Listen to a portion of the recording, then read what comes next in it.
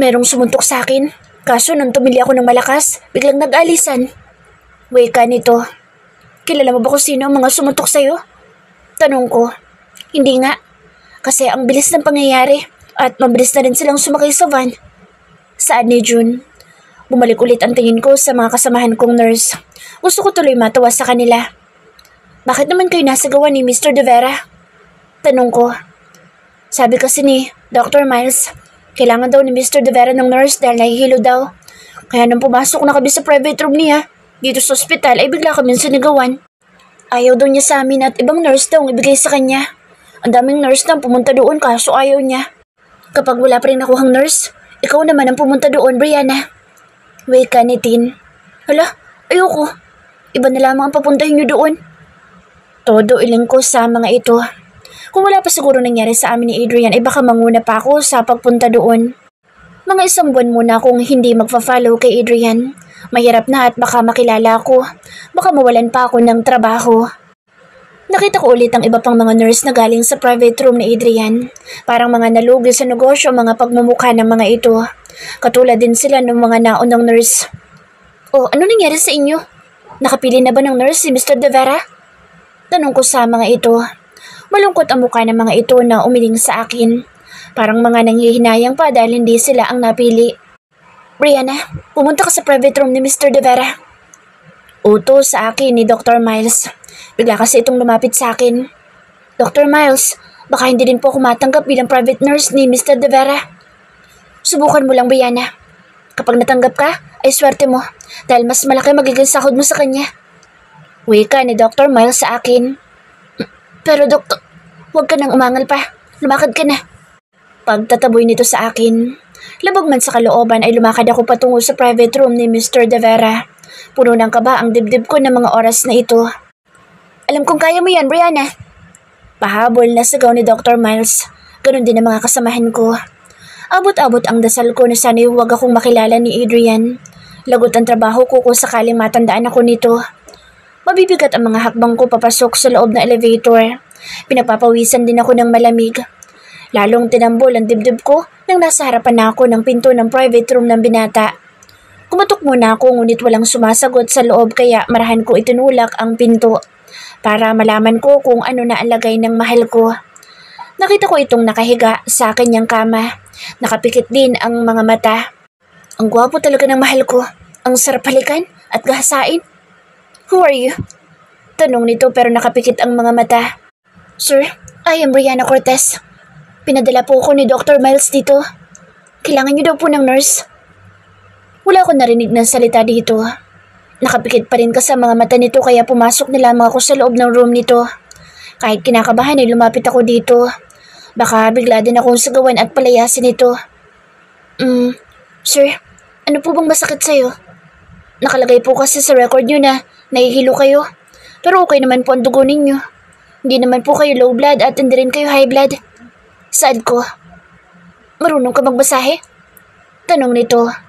Nagulat pa nga ako nang bigla itong nagmulat ng mga mata at tumingin sa akin. Shete, ang pante ko muntik na mahulog. Diyos kong gwapo talaga niya. Hilakan ko na kaya. Baliw na kausap ko sa akin sarili. Medyo po, sir. Tugon ko sabay iwas ng tingin dito. Good. Sige, imasahe mong ulo ko para makatulog ako. Saad dito sa akin. Parang robot na lumapit ako sa ulo na nito. Masaya ako dahil nahawakan ko ang mahal ko. Kaso lang ikinakabahan din ako. Ewan ko ba. Lumapat ang mga daliri ko sa makinis na noon nito. Dahil pa ang babae sa puti at kinis. Nakita ko nakapikit na ito. Inumpisahan ko ng imasahe ang noon nito. Patungo sa ulo nito. Ang bango din ng buhok nito. Mamaya kukuha ko ng buhok nito para may laga akong amuyin kapag natutulog na ako sa gabi. May kamukha ka. Biglang sabi nito. Nagulat ako sa sinabi nito kaya bigla ako napatigil sa pagmasahe sa noon nito. Po? Gulat na rin ako. Kamukha mo yung nakatali ko kagabi. Tahas ang sabi nito. Para gusto ko na lamang lumubog sa aking kinatatayuan. Pakiramdam ko ay nagkulay silid din ang mukha ko sa pula. Pero maganda yung katali ko kagabi. At sexy din siya. Kaya lang ninakaw niyan 3 kong boxer. Sabi ni Adrian na aking ikinagulat. Napanganga ako sa sinabi nito kaya bigla ko nahila ang buhok ng binata. Shit! Bakit mo hinila ang buhok ko? Galit na bulalas nito. Sorry po sir. Nabigla lamang po ako. Saka nagulat na rin po ako dahil pati boxer ay ninakaw. Nautal kong palusot dito. Anak ng teteng, wala akong kinuha boxer. Saka wala nga ako nakitang boxer nang magising ako kaninang umaga eh. Sure po kayo na kinuha talagang boxer niyo, sir? Tanong ko. Yes. Alam mo bang hinahanting ko ang babaeng yun? Baka kilala mo. Gusto ko kasing kunin ang boxer ko sa kanya. Naku sir, hindi ko po kilala naging katalik niyo kagabi. Meron akong picture. Baka gusto mo makita. Po? Meron kayong picture? Malakas na bulalas ko. Tumingala ito sa akin at masamang tingin na binigay niya sa akin. Tila nagbabanta ito. Bakit mo ko sinisigawan? Galit na tanong nito. Sorry po sir. Ganito lang po talaga ako makapag-usap. Pasigaw, lalo na kapag nagugulat. Katwiran ko. Kunin mo brown envelope at pakikita ko sa'yo. Baka kilala mo din siya. Nag-aalangan pa akong kunin ang brown envelope na sinasabi nito. Bilisan mo ang kumilos. Ang bagal mo. Paano kita kukunin na private nurse kung ganyan kakakupad? Asik nito sa akin. Anak ng teteng oh. Sana maglaho na lamang ako ngayon. Kinuha ko ang brown envelope at inabot ko dito. Sa totoo lang ay pinagpapawisan na ako ng malamig. Ang malas ko ngayong gabi. Oh, look at this picture. Baka kilala mo siya? Tanong niya sa akin. Dahan-dahan ang ginawa kong pagtingin sa picture na ibinigay niya sa akin. Lumaki ang mata ko nang makita ko ang picture. Alam kong ako iyon ngunit nakatagilid ako at natatabunan ng aking mukha ng buhok ko. Meron din akong picture na nakadapa pero hindi nakikita ang mukha. May picture din kami ni Adrian. Nakayapos ito sa akin pero ganoon pa rin at hindi nakikita ang pagmumukha ko. Ito, kilala mo ba? Tanong niyang muli sa akin kaya tumingin ako sa picture na itinuro nito. Nagambal ang buong sistema ko nang makita ko ang pangit kong itsura sa picture. Ito yung mga panahon na sinusundan ko sa Adrian. Suot ko rin ang uniform ko na lagi ko suot sa tuwing sinusundan ko sa Adrian. Ngayon ko lamang nalaman na ganito pala akong kapangit. Ano, kilala mo ba siya? Tanong ulit nito sa akin. Hindi ko po siya kilala. Sir, kaila ko. Tumingin ito sa akin muka. Bigla rin kumunot ang noo niya. Pansin ko pa nga ang paglabas niya ng dila at binasa ang labi. Bakit umumutla ka? Maputi lang po ako, sir. Kaya akala niyo po'y maputla ako. Palusod ko. Nagulat ako nang hawakan din niya ang dalawang palad ko kaya naman agad ko iyong hinila. Ang lamig din ng mga palad mo. Tanong ulit nito. Malakas lang po ang aircon, sir. Kaya malamig ang mga palad ko. Tumango naman ito sa aking palusot. Nakita kong kinuha nito ang isang picture at inabot sa akin. Oh, kunin mo itong isang picture. Saan nito? Po? Bakit po? Kabadong tanong ko. Baka makita mo ang babaeng aking katabi dyan. At oras na matagpuan mo siya ay sabihin mo agad sa akin. Wika nito. Tumingin ako sa picture na ibinigay nito. Nakadapa ako doon pero hindi nakikita ang muka. Nakayakap naman siya sa akin. Basta, oras na makita mo siya ay agad mo sabihin sa akin. Akong bahala sa'yo. May premyo ka sa akin. Sige po sir. Tugon ko. Ipagpatuloy mo ng pagmamasahe mo. Nainis na ako sa'yo. Asik nito sa akin. Nagdadabog akong pumunta sa ulo na nito upang imasahe ulit ang ulo nito. Yung hita ko naman ang imasahe mo. Huwag na dyan sa ulo ko. Lalo lang sumasakit sa ginagawa mo. Inis na tura nito. Tumingin ako sa hita nito. Nakashort lamang ang binata na ang haba ay hanggang tuhod. Bilisan mo nga. Bagal mong kumilos. Paano kita kukunin na private nurse kung ang kupad-kupad mo? Kinakabahan man ay napilitan na lumapit ako sa harapan nito upang imasahe ang hita niya. Humawak ako sa binti nito, pero ang mga palad ko ay nanginginig dahil sa kaba. Itaas mo pa ang kamay mo dito sa legs ko. Masakit din kasi sa parteng iyan. Utos niya sa akin. Sa totoo lang ay pinagpapawisan ako ng malamig sa mga inuutos sa akin ni Adrian de Vera. Inumpisahan ko na imasahe ang legs nito pababa sa binti niya. Narinig kong umungol ito kaya bigla akong tumingin dito at tumigil sa ginagawa. Nakapikit kasi ang mga mata nito. Why did you stop? Sorry po. Hingi ko ng paumanhin at muling ipinagpatuloy ang pagmasahe sa hita nito. Oh, sige pa. Itian mo po ng konti. Usal nito pero nakapikit ang mga mata. Peste, bakit ako nagiinit kapag umuungol ang mahal ko? Nagulat ako nang hinawakan nito ang kamay ko at dinala malapit sa singit nito. Kaya biglang nadigas ang katawan ko. Diyan ka mag-umpisa pababa. Utos na wika nito. Kahit naiilang ako sa ginagawa ko ay kailangan kong sundin ang utos nito. Ayoko naman na magalit siya sa akin. Nagsimula na ulit ako na imasahe ang hita nito. Shit, ang sarap. Oh, sige lang. Ipagpatuloy mo lang ang ginagawa mo. Oh my God, malapit. Bakit ka tumigil? Asik na tanong nito at tumingin sa aking mga mata. Sir, pangit din po kasi ang sobra sa masahe. Baka lalong sumakit ang mga hita niyo. Wika ko. Lumabas ka na nga. Tumayo ako upang lumabas na ng silid nito. Nakakailang hakbang pa lang ako nang muli itong magsalita. Oh wait, meron ako pala tandaan sa babaeng nakatali ko kagabi. Meron siyang kulay pula na balat sa likod.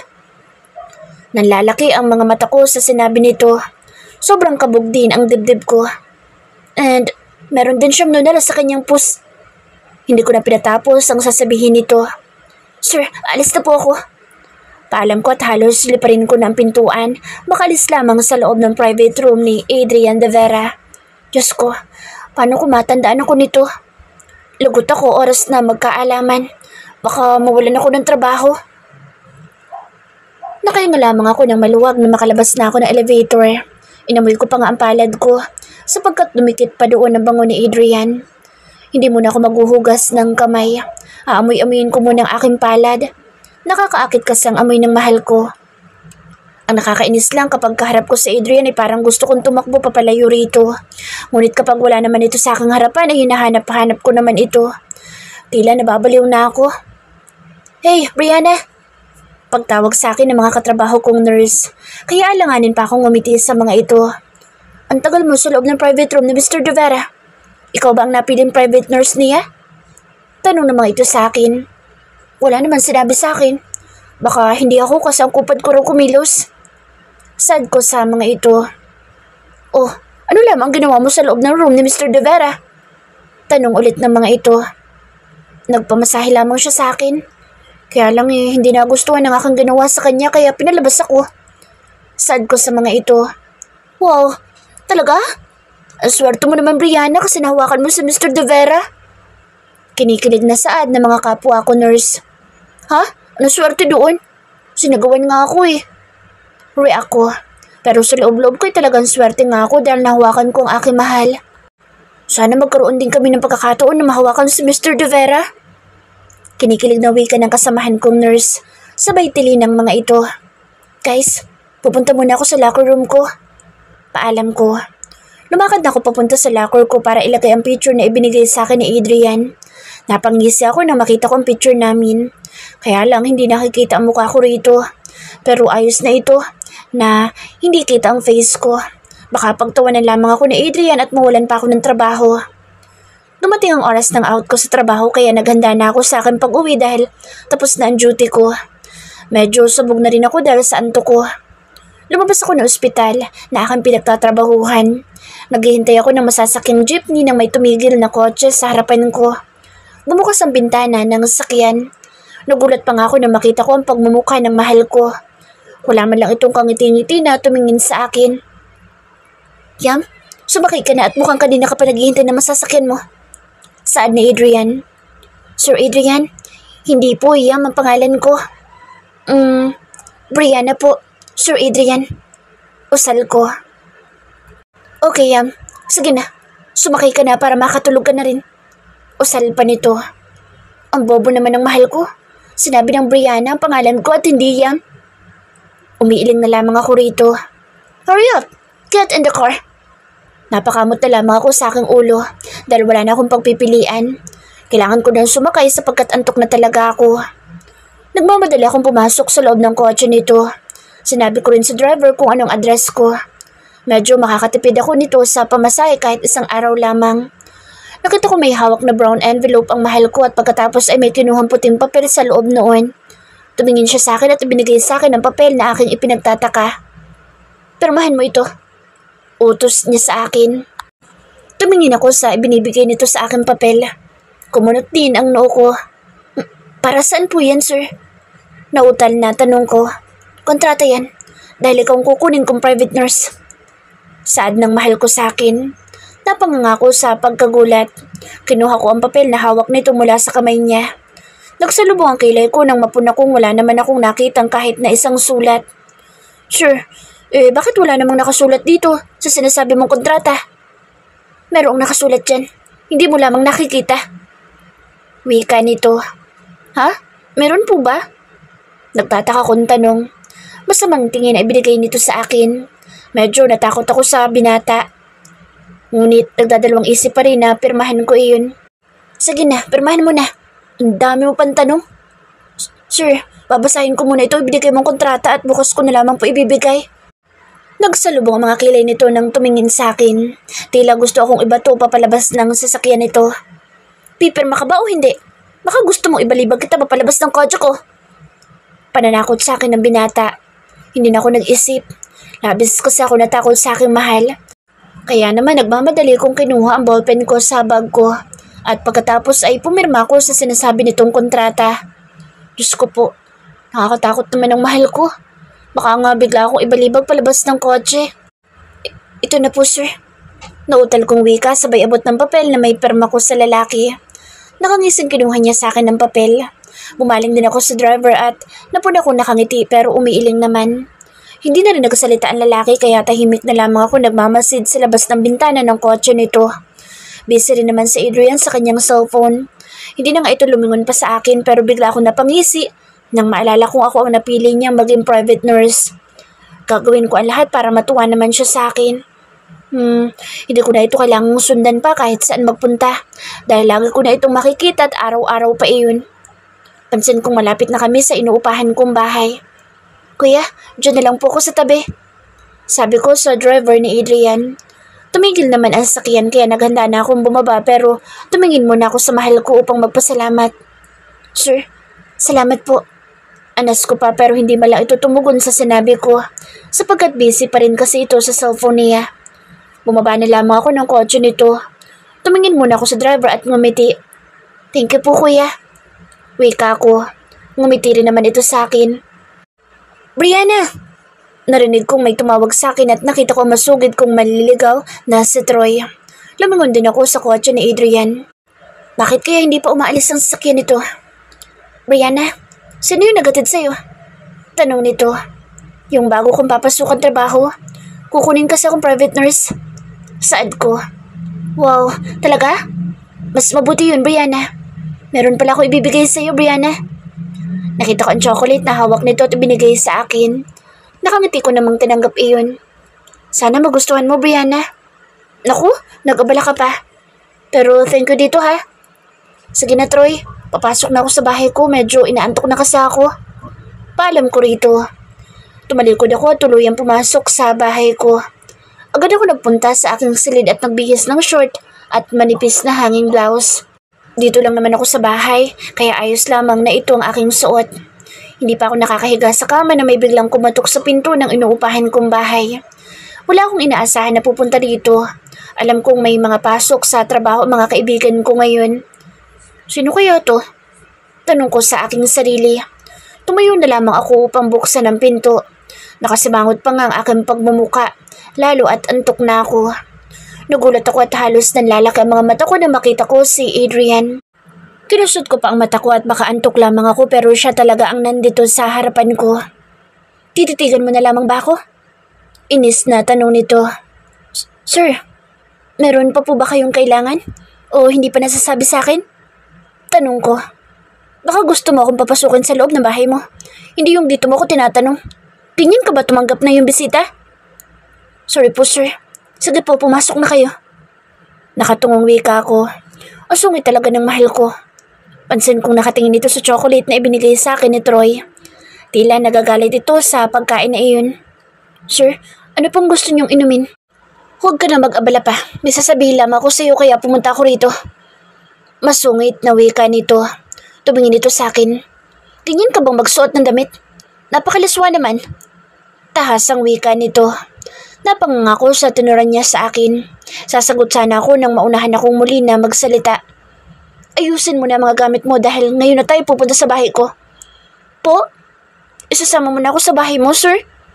Gulat na tanong ko. Yes, dahil private nurse na kita. Kaya bilisan mo na ang kilos mo dahil mabilis ako mainip. Kaya naman nagmadali akong pumasok sa silid ko upang magbihis at magdadala na rin ako ng ilang pirasong gamit ko. Muli ako lumabas ng silid ko. Nakita ko itong nakaupo sa sofa. Kinuha ko sa ibabaw ng table ang binigay ni Troy na chocolate at bala kong dalhin para doon na lamang kainin. Ilalagay ko na sana sa aking bag ang chocolate nang magsalita ito. Alam mo bang hindi masarap ang chocolate na iyan? Hindi rin malinis ang pagkakagawa dyan. Wika nito.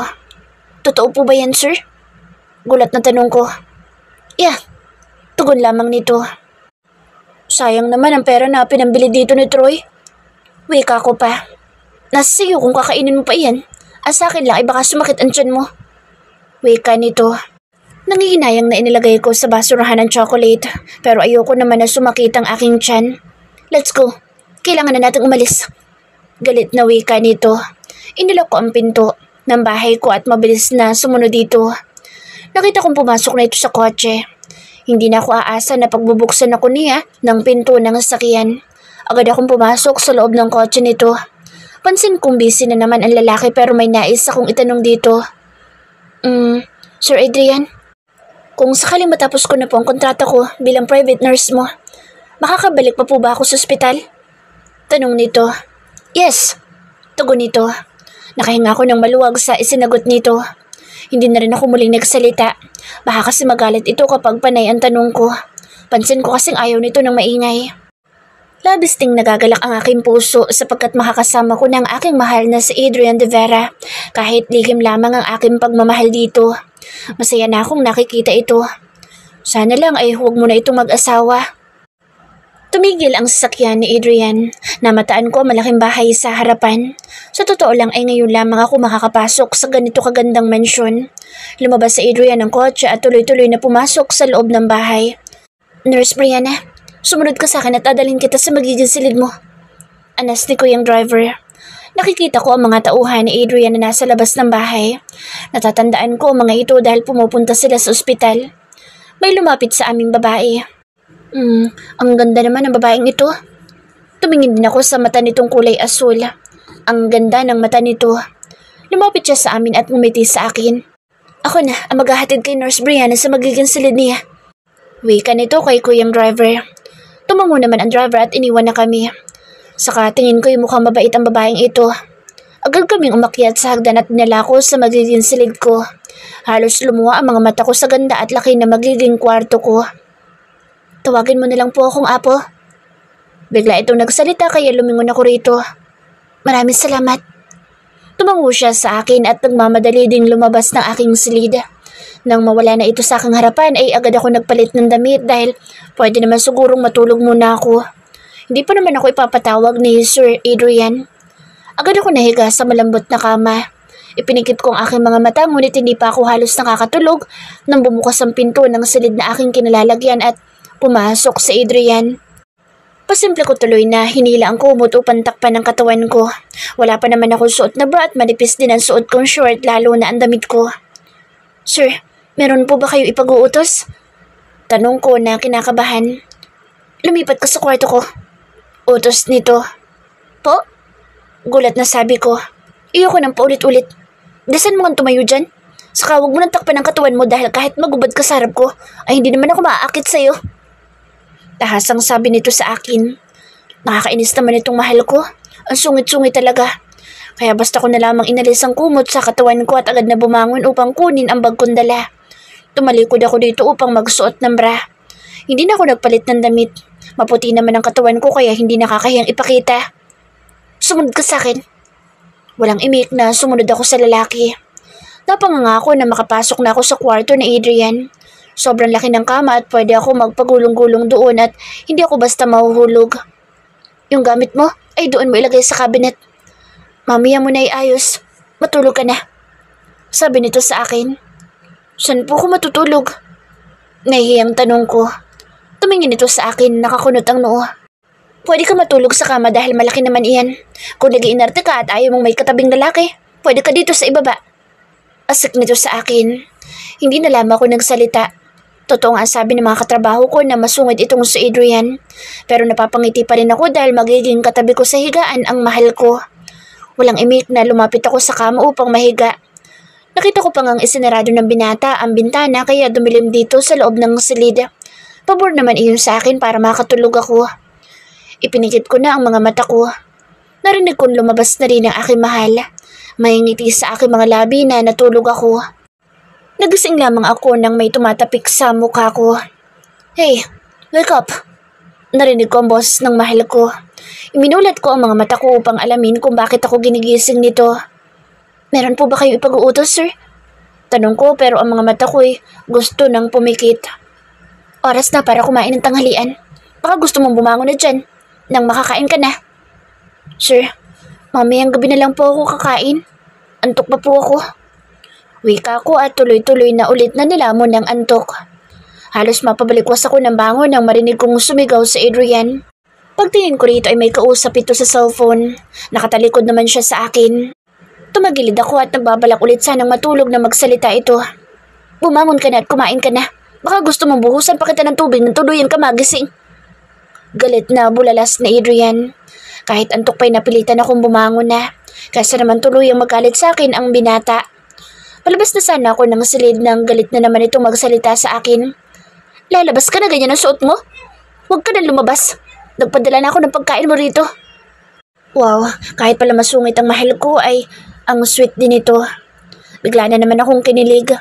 Napatingin ako sa pinto nang may kumatok doon. Hahakbang na sana ako upang buksan nang maunahan ako ni Adrian. Pansin kong meron itong dalang tray at ibinaba nito sa center table. Bigla namang kumalam ang tiyan ko nang makita ko ang mga pagkain na dala-dala nito. Oh, kumain ka na. Wika nito at umupo ulit sa sofa at busy na ulit sa laptop nito. Sure, natataba ako rito kung ganito palagi kasi sarap ang kakainin ko. Umayos ka nga ng upo, Yam. Bigla akong napatingin dito. Nahuli ko itong nakatingin sa hita kong nakalabas. Nakakaang din kasi ako. Bigla ko tuloy pinagdikit ang mga hita ko.